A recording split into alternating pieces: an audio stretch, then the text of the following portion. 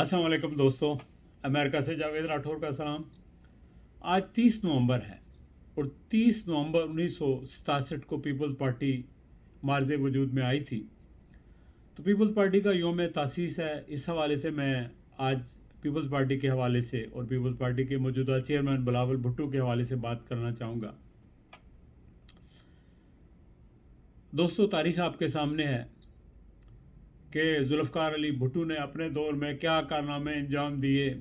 अगरचे कुछ लोगों को उनसे इख्तलाफ भी था, लेकिन आज सारे लोग मोतरफ़ हैं उनके किरदार के और उनकी खिदमात के। और इसी तरह वो लोग जो मोहतरमा बेनज़ीर भुट्टो के ख़िलाफ़ लग ज़बान इस्तेमाल करते थे और उन पर तरह तरह के इल्ज़ामात आयद करते थे और झूठे केसेस बनाते थे, वो भी आजकल न सिर्फ उनके मोतरफ़ हैं बल्कि उनके वारसों के साथ मिलकर वो चल रहे हैं। ये इस लिहाज से नेक शगुन है कि मफाहमत है। दोस्तों, मेरा ताल्लुक़ पीपल्स पार्टी से, अगरचे मैं आजकल एक्टिव नहीं हूँ पीपल्स पार्टी के अंदर, लेकिन शुरू से पीपल्स पार्टी से ताल्लुक़ रहा है।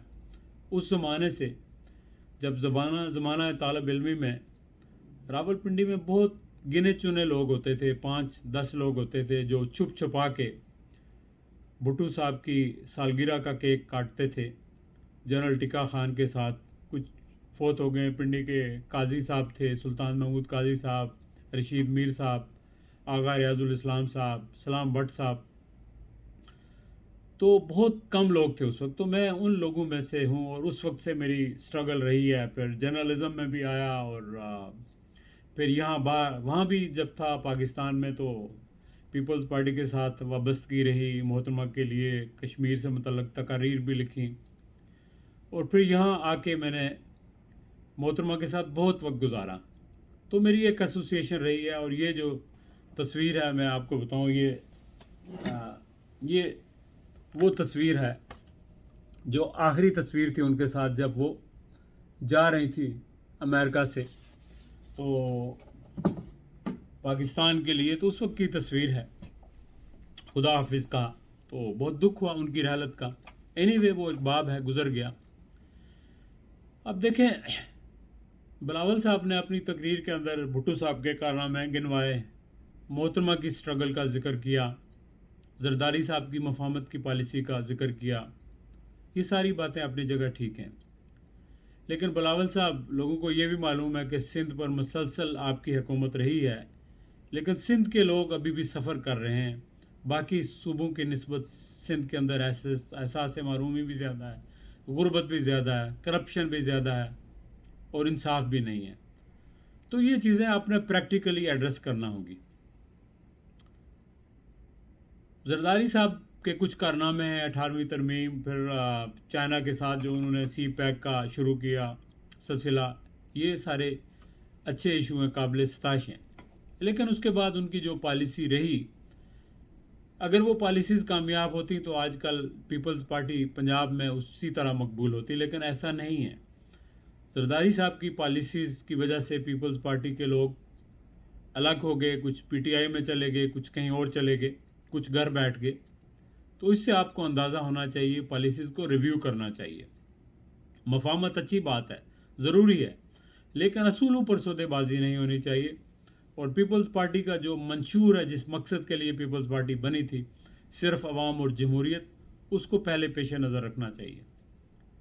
मौजूदा हालात के हवाले से मैं बात करूँगा बिलावल साहब, और आपको मशवरा भी देना चाहूँगा। और मैं आपसे जब मुलाकात हुई थी वाशिंगटन में, तो उस वक्त भी मैंने शायद यही कहा था। देखें, पाकिस्तान को एक नेशनल लीडर की ज़रूरत है। इमरान खान वाकई इस वक्त 70% लोग कहते हैं कि वो एक नेशनल लीडर हैं, लेकिन जो उनके मुखालफिन हैं वो सख्त मुखालफिन हैं। लेकिन पाकिस्तान को एक मॉडरेट नेशनल लीडर की ज़रूरत है, और वो आप एमर्ज हो सकते हैं। अब वो कैसे हो सकते हैं? इस वक्त जब मुल्क क्राइसिस के अंदर है, पीडीएम की हुकूमत जिसमें आप भी शामिल हैं, आप इलेक्शन करवाने के लिए इसलिए तैयार नहीं है कि इमरान खान जीत जाएगा, तो लिहाजा इलेक्शन नहीं होने चाहिए। इमरान खान हर सूरत में इलेक्शन करवाने के लिए कोशिश कर रहे हैं, वो असम्बलियाँ तोड़ने के लिए तैयार हो गए हैं सूबाई। तो ऐसे हालात में मुल्क पहले ही एक दलदल में फंसा हुआ है, नीचे जा रहा है, मुल्क की इकानमी स्टेबिलिटी नहीं है। تو ملک مزید قیاس کا متحمل نہیں ہو سکتا. ایسی صورت میں میرا خیال ہے کہ آپ کو روایتی طور پر جو زرداری صاحب کا طرز سیاست ہے اس سے ہٹ کر اپنے نانا کی طرح اپنی ماں کی طرح بولڈ ڈیسیژن لینا ہوں گے.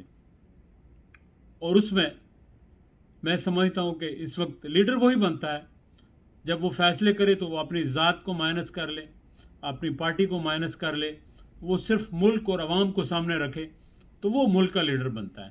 اور آپ کے پاس یہ اپرچونٹی آج ہے جب ملک کرائسس میں ہے. فوج نے فیصلہ کر لیا کہ اس نے مداخلت نہیں کرنی اور پی ڈی ایم کی حکومت کہہ رہی ہے کہ ہم نے ہر صورت میں الیکشن نہیں کروانے, تو ظاہر ہے ملک کدھر جائے گا؟ مزید فساد, مزید تباہی, مزید پولیٹیکل اور اکنامک انسٹیبلٹی. ہم یعنی ایک جو ہے ریگریشن کی طرف جا رہے ہیں, تنزلی کی طرف ہر لحاظ سے. لہٰذا میں سمجھتا ہوں کہ اس وقت آپ ڈیسیژن لیں اور یہ فیصلہ کریں کہ پارٹی کو نقصان ہوتا ہے یا فائدہ. اس سے مجھے غرض نہیں ہے, چونکہ میرا ملک اس وقت ایک ایسے بھنور میں پھنس چکا ہے کہ اس کا نکلنا ضروری ہے. لہٰذا ہم الیکشن کی حمایت کرتے ہیں, حکومت چھوڑتے ہیں, الیکشن کرواتے ہیں. مجھے معلوم ہے آپ آنے والے الیکشن میں آپ کے لیے گنجائش نہیں ہے, نہیں آ سکیں گے, لیکن بلیو می, ٹرسٹ کریں کہ اگلی بار آپ واحد پاکستان کے لیڈر ہوں گے. چونکہ عمران خان بھی جو مسائل ملک کو درپیش ہیں, اگر ان کی حکومت بن گئی تو یہ بھی ڈیلیور نہیں کر سکیں گے. اور پھر ہماری قوم تو بے صبری قوم ہے نا, ان کو ہاتھ کی ہتھیلی پہ سرسو چاہیے, تو وہ کہاں عمران خان جمائیں گے؟ تو متبادل کی طرف دیکھیں گے تو متبادل آپ ہوں گے. لیکن آپ کو یہ اسٹیٹس مین شپ شو کرنا ہوگی ابھی. فرگیٹ اٹ کہ آپ زرداری صاحب ناراض ہوں گے اور پی ڈی ایم ناراض ہوگی. نہیں, کنٹری شوڈ کم فرسٹ. ملک سب سے پہلے ہے, پھر پارٹیاں ہیں, پھر سیاست ہے. آپ ملک کا سوچیں تو خدا کی قسم قوم آپ کے لیے سوچے گی, لیکن آپ کو قربانی دینا ہوگی اور جو ساری جو فصیلیں ہیں ان کو توڑنا ہوگا. بہت شکریہ, اپنا خیال رکھیے گا. امید ہے بلاول صاحب تک یہ میری جو ویڈیو پہنچ جائے گی اور شاید ہو سکتا ہے وہ غور بھی کریں. بہت شکریہ, خدا حافظ.